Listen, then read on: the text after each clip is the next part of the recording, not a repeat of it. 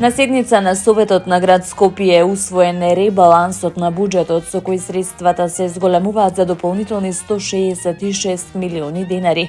Според градоначалникот Орце Ѓоргиевски, овие средства ќе бидат насочени кон нови капитални инвестиции, што директно ќе предонесат за подобрување на условите за живот на граѓаните. Ѓоргиевски нагласи дека зголемувањето на буџетот не е резултат на нови задолжувања, туку на, како што истакна, домаќинско и одговорно управување со финансиските средства. Според него, со дисциплинирано работење се создава простор за повеќе инвестиции и проекти кои имаат директно влијание врз секојдневниот живот на скопјани.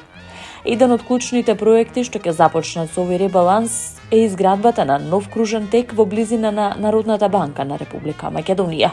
Новото сообраќајно решение треба да ја подобри проточноста на сообраќајот на една од најоптоварените сообраќајни точки во градот и да го намали секојдневниот метеж.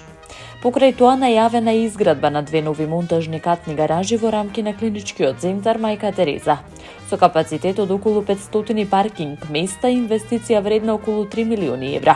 Овој проект треба да помогне во решавањето на долгогодишниот проблем со паркирањето во клиничкиот комплекс, кој со години представува предизвик за пациентите, нивните семејства и здравствените работници.